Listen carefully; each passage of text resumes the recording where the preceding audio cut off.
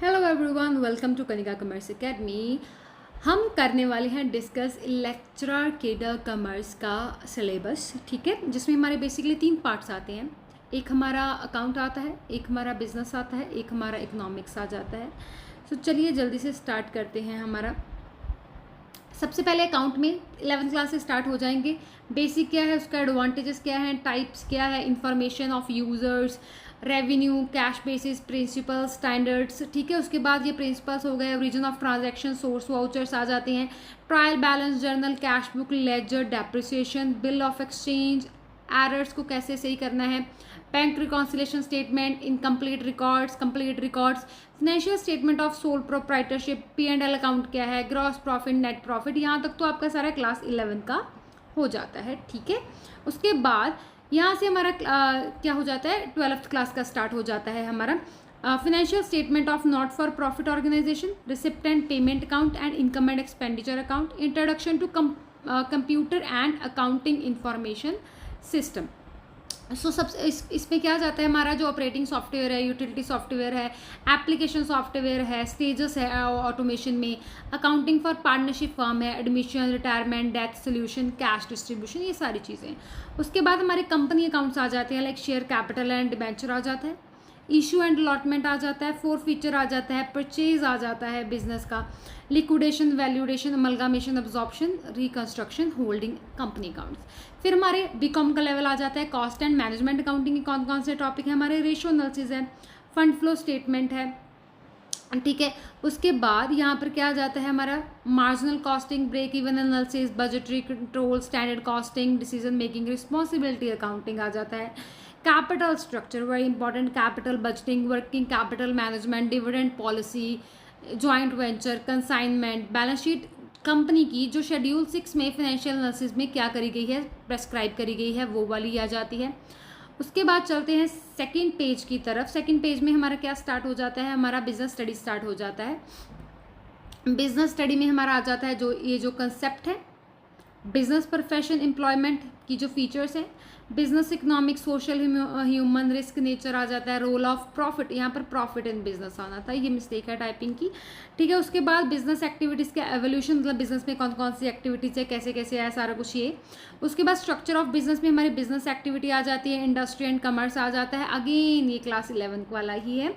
उसके बाद हमारा आ जाता है इंडस्ट्री में primary and secondary, e commerce के बारे में आ जाता है, उसके बेनिफिट क्या है, कौन से रिसोर्सेज रिक्वायर्ड है सक्सेसफुल ई कमर्स करने के लिए, सेफ्टी प्रिकॉशंस क्या लेने चाहिए जब हम ऑनलाइन ट्रांजैक्शन करें, आउटसोर्सिंग ऑफ सर्विसेज आ जाता है, nature, need and type, financial services, advertising कैसे करनी है, कस्टमर सपोर्ट एंड सर्विसेज क्या है।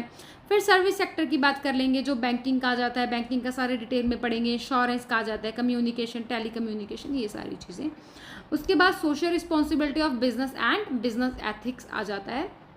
उसके बाद ये जो सोशल रिस्पॉन्सिबिलिटी के बारे में हम पढ़ेंगे, ह्यूमन राइट्स क्या है, रिस्पॉन्सिबिलिटी क्या है कंज्यूमर की तरफ, गवर्नमेंट की तरफ, कम्युनिटी इन जनरल की तरफ। उसके बाद एनवायरनमेंट प्रोटेक्शन के बारे में पढ़ेंगे, एथिक्स का पढ़ेंगे, forms and formation of business enterprise, कौन कौन से फॉर्म्स होते हैं, सोल प्रोप्राइटरशिप आ जाते हैं, इनके meaning, feature, merits and limitation करेंगे, जॉइंट हिंदू फैमिली, पार्टनरशिप, ठीक है, इसका registration and all, cooperative society, then company आ जाता है।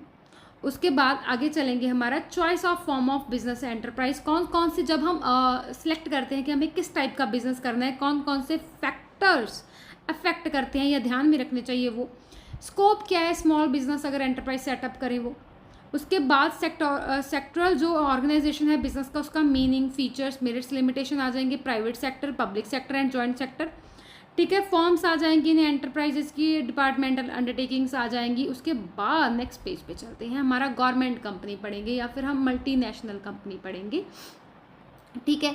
फिर हमारा आ जाता है इकोनॉमिक स्टैट का पोर्शन स्टार्ट हो जाता है यहाँ से, ठीक है। इंट्रोडक्शन टू स्टैट आ जाएगा, स्टैट है क्या, इसकी इंपॉर्टेंस क्या है बिजनेस में, इसके फंक्शंस क्या हैं, कौन कौन से टूल्स यूज़ होंगे, डाटा कैसे कलेक्ट किया जाता है, कितने टाइप का डाटा होता है, सोर्सेज क्या है, मेथड क्या है कलेक्शन के, ठीक है।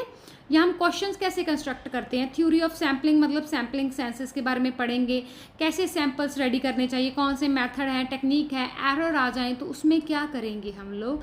उसके बाद डाटा को ऑर्गेनाइजेशन के बारे में देखेंगे हम थोड़ा सा, प्रेजेंटेशन कैसे करना है हमने, टैबुलर वे में, डायग्रामेटिकली वे में, ज्योमेट्रिकल फॉर्म है, फ्रीक्वेंसी डायग्राम है, अर्थमेटिक लाइन है।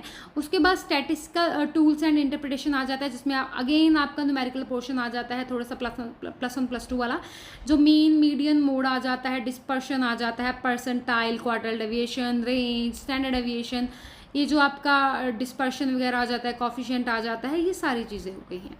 ठीक है, चलते हैं नेक्स्ट पेज की तरफ। नेक्स्ट पेज पे क्या आ जाता है हमारा, लॉरेंस कर्व। इसका मीनिंग क्या है, इसकी एप्लीकेशंस क्या है, उसके बारे में पढ़ेंगे। स्क्यूनेस का एक टॉपिक आ जाता है, डिफरेंस पढ़ेंगे स्क्यूनेस एंड डिस्पर्शन का।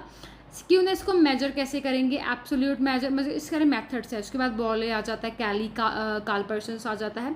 फिर इंडेक्स नंबर का पढ़ेंगे। अगेन ये +1 +2 वाला ही चल रहा है हमारा सारा। इसका फीचर्स वगैरह, इसका जो हमारे आगे टाइप्स आ जाती हैं वो वाली है, मैथड्स आ जाते हैं इसके, बेस शिफ्टिंग कैसे करनी है, कौन से मैथमेटिकली टूल्स हैं जो इसमें यूज़ होंगे। ठीक है, उसके बाद कोरिलेशन वगैरह हो गया। फिर हम पढ़ेंगे सेंट्रल प्रॉब्लम्स क्या हैं हमारी इकोनॉमी की, वो इम्पॉर्टेंट है हमारा। अपॉर्चुनिटी कॉस्ट हो गई, कंज्यूमर इक्विलिब्रियम हो गया, डिमांड के बारे में पढ़ेंगे, यूटिलिटी, मार्जिनल यूटिलिटी, ये हमारे जो लॉज हैं जितने भी बन रहे हैं, कंज्यूमर, इक्वी, मार्जिनल, डिमिनिशिंग, ये सारे पढ़ेंगे। इंडिफरेंस कर्व आ जाता है हमारा, ये डिटेल में अगर आपको लिंक चाहिए तो मैं आपको प्रोवाइड कर दूंगी इसका। ठीक है, तो उसके बाद मैप, इंडिफरेंस मैप, कर्व के बारे में पढ़ेंगे। मार्केट डिमांड क्या, law of demand, schedule, curve, price elasticity of demand, सब कुछ, ये सारे ज्योमेट्रिक मेथड, परसेंटेज मेथड। उसके बाद हम पढ़ेंगे प्रोड्यूसर के बिहेवियर एंड सप्लाई के बारे में।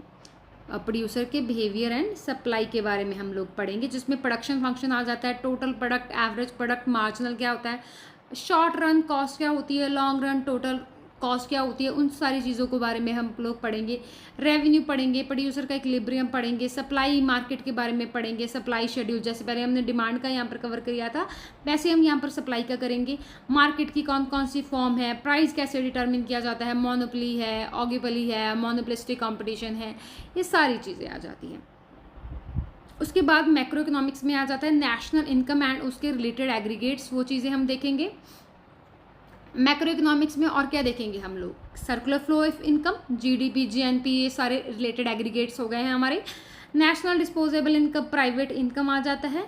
Measurement of national income, value, ये जो नेशनल इनकम के 3 मेथड हैं, value added income method, expenditure method, वो है।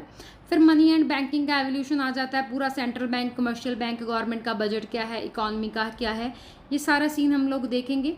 उसके बाद balance of trade, balance of payment के बारे में हम लोग पढ़ेंगे। ठीक है, यहाँ पर डिटेल में एक्सचेंज रेट क्या होता है, ये सारा कुछ। ठीक है, तो ये माइक्रो कवर हो गया है हमारा, मैक्रो कवर हो गया है हमारा, ये आपका सारा सिलेबस है। अगर आपको कोई भी डाउट है या क्वेरी है, आप हमारा बैच ज्वाइन करना चाहते हैं, तो आप हमें इस नंबर पर क्या कर सकते हैं, कांटेक्ट कर सकते हैं। Thank you so much.